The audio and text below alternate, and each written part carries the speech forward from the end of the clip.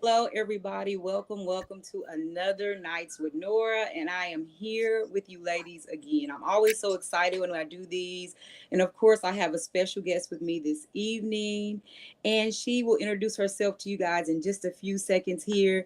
But come on in, ladies. Invite your friend. We're talking about women in business, the mental health of women in business. And y'all, that is such an important topic that we take care of our mental health, whether we're running our own business or working for a business. As busy moms and wives, we wear all the hats and we do all the things, but sometimes we forget about our mental health, y'all. So in this episode, we're going to be talking about the mental health of women in business, y'all. So I'm going to go ahead and introduce our guest. Her name is Miss Abi Bermudez, and I'm so happy to have her. She's a friend of mine, guys, and we have done business and we have had a friendship going throughout our different events that we've done with Wow Women, which is also another phenomenal organization. But she is here to share with you guys some of the things that she has done to maintain her mental health as a woman in business. All right, Miss Abby, go ahead and introduce yourself. I don't know if you've ever been on this platform before, have I you? don't think I have. I don't think I have. Yeah. Thank you But so go much ahead and for having tell the me. ladies who you are. Yeah, absolutely. So, as Miss Nora said, my name is Abi Bermudez. I am the owner of Abundance Beyond Financial, also known as AB Financial Pro. And we specialize in all types of insurance from healthcare to life insurance to business insurance. And now we're also going to be doing home and auto. And then we also do startup business consulting. So, all things from starting your own business, making just sure that you're starting on the right foot, when you're starting your own business. A lot of people, they hear all this stuff like LLCs, S corps, EINs, business plans, operating agreements, but they don't really know where to start. So we pretty much help them through that process, and then we make sure that they also have the right type of insurance for their business. So yeah, that's who I am and that's what I do. That's so awesome. I think a lot of people absolutely need that service, and we don't find out about it until it's too late. I know we were talking about the life insurance piece of it, and just being insured as a business too. And then a lot of times you don't have that in place, and then the thing happens, and you're like, "Oh, I wish I would have did the work ahead of time," and you're scrambling trying to figure out what the next steps are. So I'm Yeah, so happy you're doing what you're doing, and I know a lot of people will benefit from what you're doing as well thank in you. that arena. Yeah. But the first question I wanted to ask you is, as a mom and a wife, and I know you have children too. How many kids do you have, Abby? I have two. I have a 17-year-old son and a 13-year-old daughter. And then I have a husband. I have one of Right. those. One of those, And exactly. I've been married for 19 years. So, yeah. Wow. Yeah. So, as a busy wife and mom, I wanted to make sure what hats we were wearing because women wear so many hats. So, as a I busy know. mom and wife and a business owner, how do you balance it all? What is some things what are your go-to main things that you would talk to the audience about to keep work-life balance? Okay, so to be really honest with you guys, I've had a little bit of a struggle balancing. Mm-hmm. I feel like as a woman in business, we often feel guilty when we don't get to spend like that extra time with our kids, right? Like Mm, when we don't get like, so for the longest, I worked for a corporate office. I had my 9 to 5. It was really like not at 8 to whenever I finished, right? That exactly. was that. I mean, it was just a different type of world, but I worked in the corporate world. I worked my way up. I had my senior position. I was a senior benefits coordinator for a Fortune 500 company, an oil and gas company. And so I did that while I was going to school and I was building a business, and I was still a mom Mm, and I was still a wife. And it was just like, and I always felt like I was like letting somebody down, right? I always felt like I mm, was being good enough for my kids, a good enough wife. I felt like I wasn't a good sister. I wasn't a good daughter, because there was only so much of me I could right. give, right? And it's like, oh my God. And I would constantly feel so guilty. And I remember like sometimes I would miss my son's football games, or I had to Oh miss no. my daughter's gymnastic stuff, and that was so hard, but they both understood. Like I would talk to them and I would tell them, hey, listen, mommy really needs to go to school. Mommy's really trying, and when you're building and you're trying to do all these things and your kids are little, you're gonna like, I would always say, I know I'm gonna regret missing this, but I am doing this for them. I'm doing this for them. And that was like kind of like what would get me through that, Mm, but it was yeah. listen, it was a mental warfare to say the least. And so now I just have my business, right? I'm a full-time entrepreneur, full-time business owner, which that itself can make your mind go crazy. Okay. Because one day your business is blooming, everything is going right, and your Right. contracts are coming through and the money's flowing in. And then the next day it's like, yo, what happened? You go through a couple days that everything is going, in 1 week for me, in 1 week, I'll have every type of emotion. I'm not gonna lie.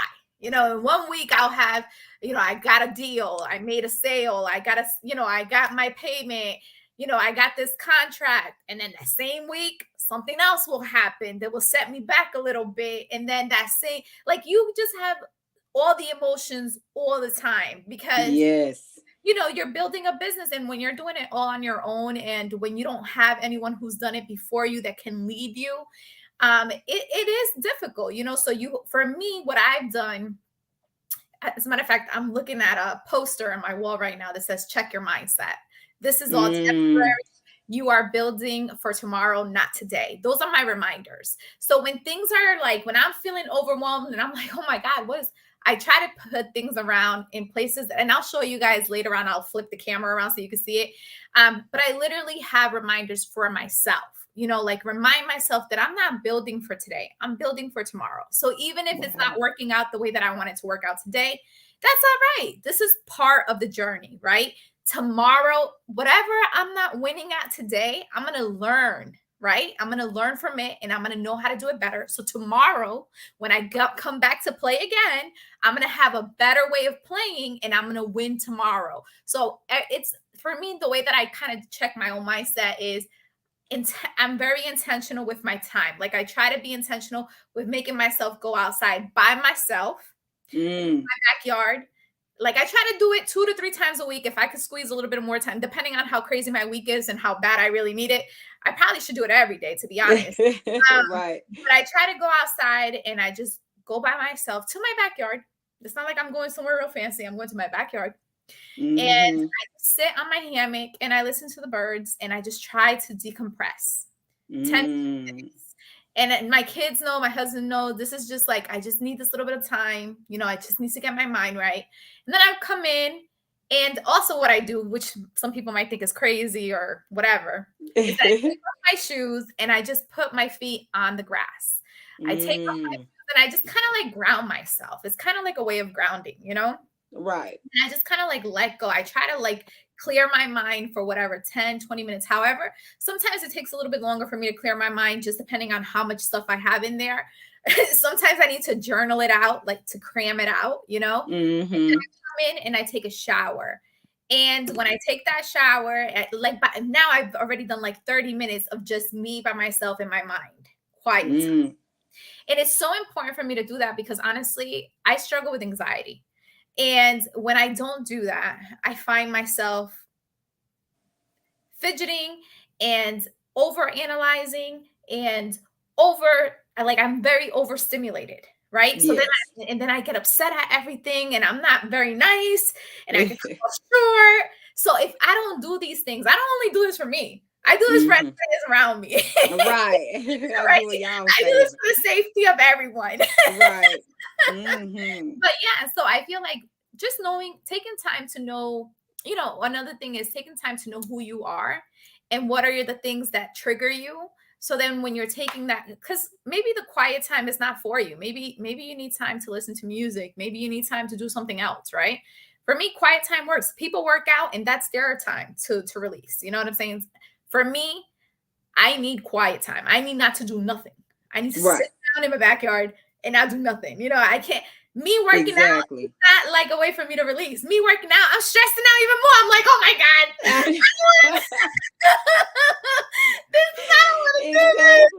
You're dying. Oh, yeah. I already know. More, right? Right. Now I'm sweaty and got to figure out when I can get a shower. Right. Yeah. So it's very, everyone, you have to take the time to figure out what's going to help you, what's going to help your mindset, and then do those things. You know what I'm saying? What I do is not for everybody. What everybody else does is not for me. You just got to figure out what works for you, Yeah, that is so true. I like that, what you said about what you're doing now is gonna, benefit you later. Because a Right. lot of times, and then like the affirmations that you talked about around your room, which we want to see those before we I'll end show this. you. Yes. Yes, we definitely got to see I can those show you right now. Look, affirmations. look. Yes. I have it right. Do you guys see my? Yeah. Yep. I can see it. Yep. Zo- And that Zoom right. in a little bit. Yep. Okay, I got it. Yes, I Yep. love that. On my last, I think last week I talked about how I used to write those on my mirror with a dry erase marker Uh-huh. when I very first started my business, because I had to get my own mind right, because it really is a mindset thing. I know we talked a lot about mindset at one of our other meetings, and it's so true that you got to shift that mindset to start thinking about yourself in a positive, motivating way, Mhm. even when nobody else isn't. And when the sales are down or they up and down, it's like you're on this roller coaster. One day your business is booming, everybody loving you, and the crowd moves with you, right? So when you good and everything is good, everybody want to shake your hand, everybody want to take Right. you to coffee, everybody want to be in your business. But when your business going down and ain't nobody talking about you, ain't nobody buying nothing, those people are no longer. So what do you do to gird yourself up? You have to pour into your own self. You have to Mhm. believe in yourself and go back to those affirmations on those days when things are slow. So I love that. I love that for you, and I love that for us as women to put that around our room. So if you ladies are not doing that, I encourage y'all to do that. Write some things about yourself and those self-defeating thoughts that Yes. you may believe about yourself. Write those down too, because we want to bring that to life. Maybe you feel insecure about certain things. Sometimes I write down the things that I believe about myself to dispel the things and try to get those out of my mind. So Mhm. I kind of reframe my thoughts and reframe my thinking. So I love that idea. I love the that you write that down and do that, because I think women should do that. I think we all should reframe our thoughts and reframe our thinking and write down affirmations that encourage us and motivate us when we are down and out. So Yeah. anyway, my next question to you is what inspired you to start this business? What inspired you to take that leap of faith, start your own business, and just stand in as your own boss? All right. So I there's the question, right? There's know the big question. well, I'm gonna be honest with you. This is my seventh LLC. So Oh, really? yes, Wow, I didn't know yes. that. So this has been a trial and error since 2012. Oh, So since okay. 2012, I mean, listen, I've had all types of business, from cleaning, commercial cleaning companies, to selling CBD, to, selling t-shirts on and Mm. hoodies, and having like a t-shirt and hoodie line. That it was like we had the cups, the mugs, and all that, and I did it. Uh-huh. It was like I've done everything. Like, if you could think about it, I probably have tried it. But the insurance space is definitely not one that I thought that I was going to be in. Um, COVID happened, right? And at Mm. the time, people were passing away. Like, everything was just happening so fast. I had the company that I worked for at the time, which I felt like I was super secure, right? Mm-hmm. We all got to keep our jobs, thank God, but there was like a pay cut. It was a Mm. 25% pay cut to everyone for a period of time. And I just remember thinking, man, I went to school, I busted my butt trying to Yeah. work up the social ladder, work up the corporate Mm-hmm. I ladder, trying to already do all know. this stuff. And they just gonna take 25% of my pay just like that. And yes, the world was going crazy at the time. So maybe I should have been grateful, but at the time it was like a check for me. Like, hey, listen, you're just a number. You know what I'm saying? Yeah. Like, you're just a number. Mm-hmm. You're very replaceable. You need to figure something else that's going to really secure your family, and I Mm-hmm. think for me, um, what has always motivated me to want to do better is Xavier and Arielyz, my kids. I Mm. owe it to them to try to provide them a better life. They did not ask to be here. I brought them here. God blessed me with them, right? They changed my Mm. life. They changed my mindset. They changed my purpose. They changed everything about me. So I owe it to them to try to provide them with a better life. They did not ask me, hey, create me, right? Like, Right, I brought them here. exactly. So I remember when I had my son, I was 19 years old, and I was working at a job, and I was making at the time like 13 bucks an hour. And here I am, me and my husband, he's working, I'm working, and girl, they let me go 2 months after having my baby. Wow. And then we're on a one income with now a baby, right? Mm. And I remember feeling like, oh my God, I remember at the time we were already living paycheck to paycheck. Mm-hmm. And when they let me go, we didn't have enough to pay rent. I think it was like 2 months later after they let me go, we didn't have Mm. enough to pay rent. And we only had, I think rent was like $600 and we had like $475. I don't know, something like that. So the lady was like, yeah, if you don't pay us in 5 days, we're going to have to evict you. And I'm like, listen, What? we have a baby. You can't evict us, like I have a baby. Yeah. And she's like, yeah, I'm sorry. If you don't pay the rest of your rent in the next 5 days, you're going to be evicted. And I'm like, I didn't have nobody that I could call and say, hey, listen, can you lend me this money? Yeah, I have family, but everybody has their own stuff, their own responsibilities. I wasn't going to be a burden, I just, Right. so I remember I went to this place called Broken Arrow Neighbors, and girl, they gave me the rest of the rent, and they gave me, and I remember they gave me not money for diapers. They gave me diapers. They gave me the check for the rest of the rent. They gave me food and all this. And I just remember feeling so helpless and Mm. so worthless. Mm. And I grew up in the system. I grew up in the projects, Chabon projects. So I know all the places to get free food and all that. Okay. I know how to survive, without, Right. but not here. I was in a place that I wasn't from, Yes. I had to figure it out. And I just remember like feeling like, man, I brought this little kid into the world and I can't even afford to buy him diapers. Like, Wow. what in the world, And I just Yeah. remember like, girl, I had a moment and I was just crying and I was like, I don't care. I'm never gonna, like, my kids are never gonna have to go with that. Girl, I don't know what that did to me, but then I went and I got 3 jobs. Forget about getting 1 job. Then I had 3 jobs. And then for the longest, I was constantly like, I had 2 work from home jobs. Then I I was working for Micatech. I was working for Talk to Rep. I was working for Live Ops. These are all work from home jobs. So I would work them simultaneously, right? Like I would pick my shift and I would work different hours for different companies. And then then I got a job with this company, which you probably know, Community Action Project. I was there for Yes. 4.5 years. That's where my HR kind of thing started, my love for HR, because that's where I first like learned about HR. I got hired as a receptionist / HR assistant, and then the rest is history, But that feeling that I felt when I couldn't buy diapers for my kid, when I couldn't pay for the rent, I would just remember like it was just like a gut punch, and I just felt like, man, this little boy's gonna have to go through all the crap that I went through because I can't, like, what the heck? And I just Right. no, I'm not gonna make him go through the life that I lived. Like, I'm gonna work and do anything I have to do to make sure that this kid. So my thing has always been have as many hustles. Making money you should never be ashamed of making money as long as you're making it legally. That's what I always say. So if I had to work a job at $7.25 an hour and making another one at $10 an hour and do another one at $30, I didn't care. It was legal money. I was making it. You get what I'm saying? So I did not care what anybody else thought. Oh, look, she's cleaning toilets. Oh, look, I didn't care.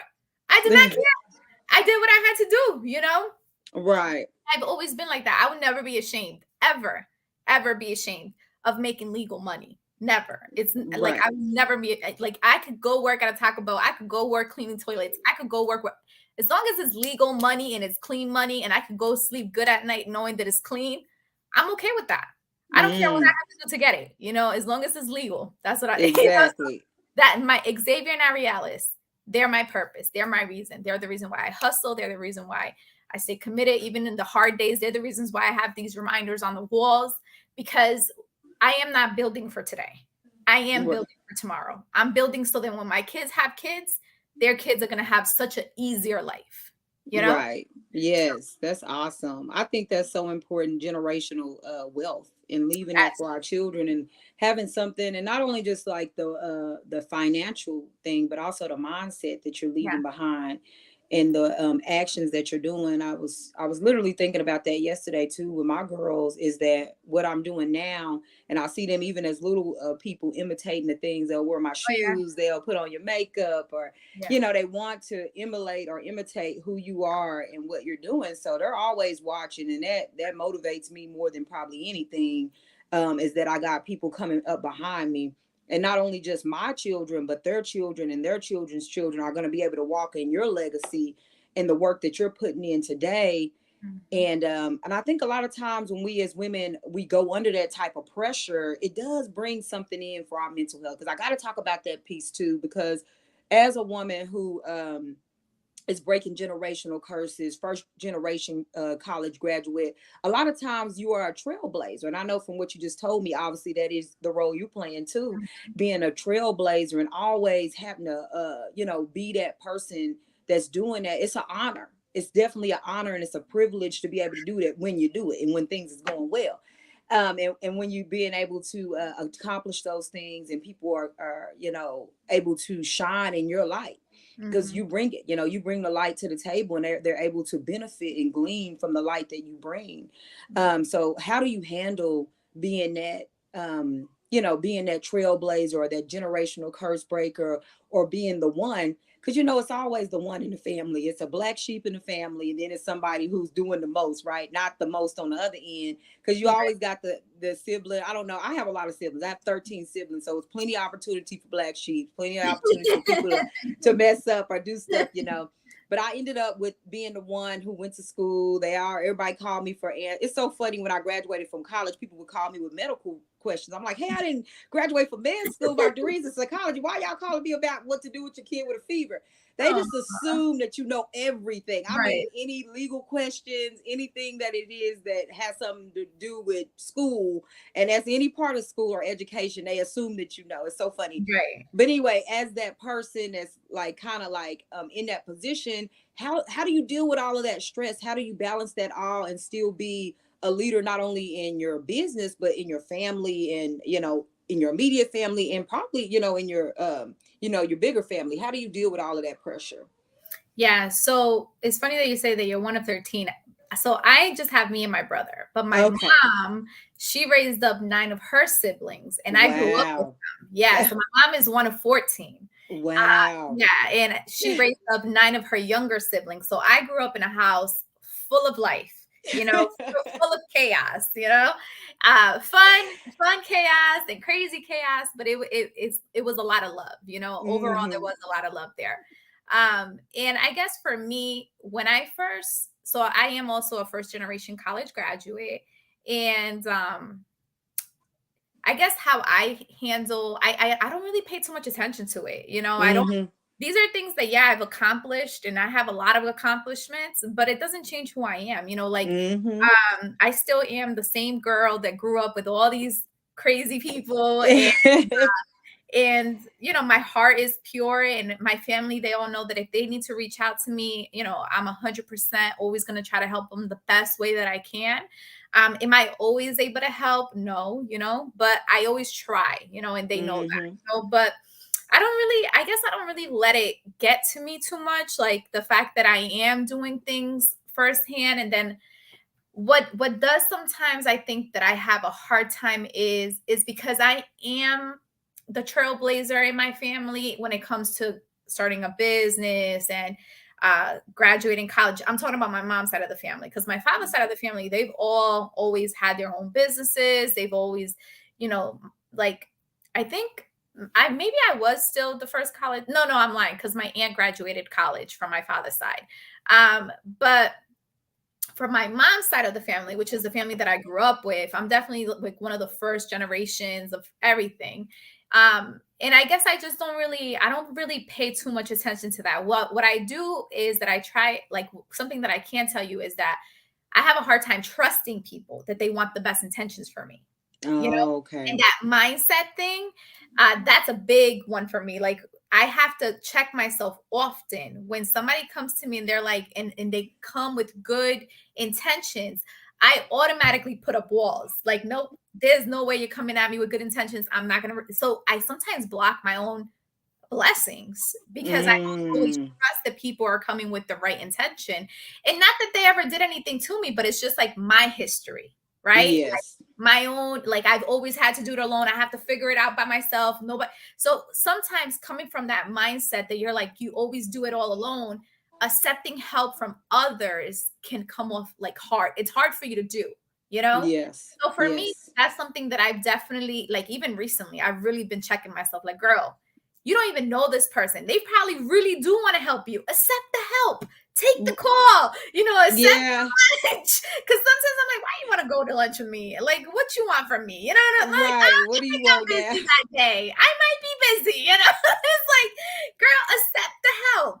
So I think that I'm now in a place that I'm letting my guard down a little bit, and I'm being more open to accepting the help, accepting the guidance, because I've always been so like the first one to do everything myself. I've never had the guidance, that sometimes for me it's hard to accept the guidance. Yes, I totally understand that 100%. People are hard to trust, especially when you've had trauma with relationships, with whether it be partnerships Yeah. or, friendships, business relationships with people, they will burn you. Because I've been Right. burned a couple times in this, since I've been in my business, I've had people come with ill will, ill intention, but they come off nice. But then Right. you find out later on, like, that's Yeah. not the intention. So, you got to learn how to gauge people and kind of vet who and what they bring to the table for you. But in the meantime, try to balance out, oh, am I blocking friends or am I blocking good things, because you don't want to Right. throw the baby out with the bathwater. And Exactly. so sometimes I do that. My mom used to always say, "No, don't throw the baby out with the bathwater. They might have something good for you.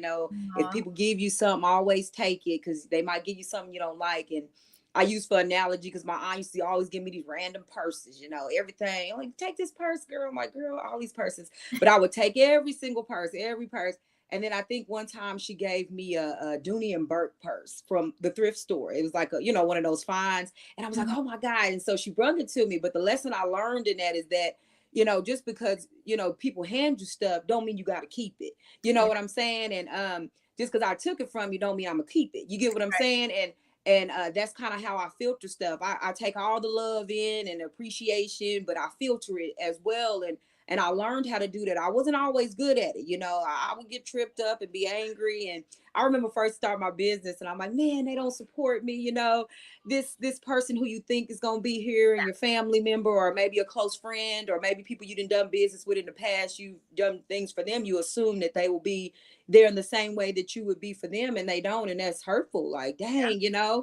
And so now the next time around, you're like, well, last time I opened my arms up or opened my business up, y'all did me this way, so are you going to do it again? So Mhm. I, for one, totally get that. I understand that. It's something I've had to try to balance, and I'm nowhere near perfect at it, but it's something I'm learning. It's a learning process. I feel like as we go through business and we go through our different levels and steps of this, we're always constantly evolving, constantly Absolutely. becoming better women, better business owners, and just getting better. But yeah, I totally understand. I get it. I still handle people with a very long spoon. I'm like, girl, what do you want? Like, what is Yeah. going on? And I always get so I'm always so excited though when I go to dinner with people, or I go to lunch, or I meet up with them, and they so nice and sweet. And I'm just like, oh, that was good. I just do a sigh of relief, like, oh, that, thank God, that person was actually genuine. Right. So that's so good. But is there anything else that you want to add to the ladies? What's something that you want to leave with us when you think about when I think about mental health? Because I want to continue this talk. I've had this conversation. We in May, it was Mental Health Awareness Month. June is actually Men's Mental Health Awareness Month. But I had to continue to run this thing Mhm. because I wanted people to understand, like, as women in business and as working moms, we have so many struggles that we deal with behind Yeah. the scenes. A Yeah. lot of people just see our flyers and our logos, and they see us showing up at these different conferences, but they don't see all the stuff that's going on behind the scenes, the anxiety, depression, and Yeah. all of that. So talk to the ladies about ways that they could get help, or what do you do to try to keep that under control? I know you talked about going outside to your yard and Yeah. doing that different stuff. Do you do anything as far as therapy, counseling, or coaching or mentorship? Do you do anything in that realm for yourself? So I did go through therapy for a little while, which is I did it more for like emotional trauma healing, like healing Mm-hmm. emotional trauma. But I feel like one thing that I do want to tell everyone, or leave with you, is trust your intuition. Mm-hmm. Trust that gut feeling of whatever it is. Sometimes you're not going crazy. Sometimes Yeah. something really is happening, and you do need to Mm-hmm. pay attention to that. I feel like sometimes us as women, when we have so many things on our shoulders and we are holding so many things, we tend to doubt our own intuition. We tend to doubt but then somebody else tells us something that our intuition has been trying to tell us for the longest, and we ignore it, and then somebody else says it, and we're like, oh, that's what it was. Trust yourself. Yeah. Trust yourself that, listen, you've gotten yourself this far in life. You've done everything that you had to do for yourself to get yourself here. So trust yourself that you're going to get to where you need to be. You see what I'm saying? Trust yourself. Yes.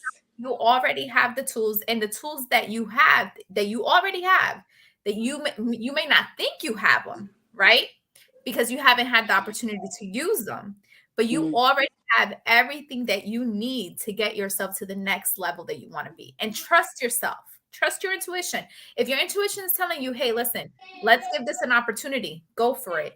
What do you have to lose? If you fail, guess what? You learn from it and you move forward, right? I've had 7 LLC. This is my 7th LLC. What does that mean? That means that I've tried 6 other times, really tried, and it didn't work out the way I planned it. But in every journey, every time that I've tried to start my own business, this is my first year being full-time insurance, right? And before that, I did it part-time because I was working a full-time job, and I was going to school and doing all this stuff. But I'll say this, every time that it didn't work out the way I planned it, I learned so much from it. I took every time, I'm not gonna lie to you, I got super sad when I had to, you feel embarrassed a little bit when things don't work out. But guess what? If you can truly brush yourself off, take some time to see, okay, what did I learn from this? Now I'm gonna try to do this again a different way. I'm going to do everything that I learned from it, and you're going to set yourself up again. You get what I'm saying? And you're going to continue to do it until you win. But trust yourself, trust your intuition. And listen, if something is calling for you to do it, give yourself the opportunity. Take your shot. I prefer to die with no regrets and knowing that I tried every single time. And I'm laying in my bed and I'm like, damn, I wish I would have tried one. I wish I would have done that. I don't want to die with a lot of regrets. I don't want to die with a lot of what ifs, I want to say I really tried. I really gave this one life a shot, and I want to encourage you guys all to do the same. You have everything already that you need to make it happen for yourself. And the things that you don't have, it's not that you don't have them, is that you haven't used those tools yet, so you don't know that you have them. But I promise you, the minute that you start using all your tools and the minute that you put yourself in uncomfortable situations, you're going to figure out you already have everything you need. You got the bag, just make the plays. Yeah, I like that. Yeah, I love your energy, but I tell you that every time I see you, I love the energy. I love what you bring to the table. Personality is definitely top tier, and I just love just all that energy that you bring. I know that you will be extremely successful in what you do because you just have what it takes. And like the fact that you're willing to share that with others and give to others freely is just very rare. That's a gem. I feel like that's a jewel when you can find someone who really will give and pour into people and do it with a smile on your face, always excited. Energy is always high. So we appreciate you. I'm so happy you came on the show. I'm so happy that women get to glean for y'all. So y'all make sure y'all follow her. Let us know how we can stay in contact with you, how we can do business. Tell us how we can find you. Absolutely. So my social medias are abfinancialpro.com. That's for my business. And my personals are just Abi Bermudez. So just as you see it in the screen, those are my both pages, like Instagram, Facebook. That's basically where I'm at. My website is abfinancialpro.com. So yeah, feel free to reach out, here to help. All right, y'all. I'm so excited. So make sure you guys follow her. I'll put all those in the comments when we end this live, so you guys can reach out to her. If you guys are not using the services, send her a referral. We love referrals. I know she will appreciate all the referrals. And if you need services yourself, please reach out. She is definitely the woman for the job. Thank you guys for tuning in this evening. I know it's a Friday night. Y'all could have been anywhere else, but y'all tuned in to hear from us. So we really appreciate you. Thank you again, Abi, for coming on. And I will see you guys next week for another Nights with Nora. Y'all have a good evening. Bye. Bye. Thank you, girl. You're welcome.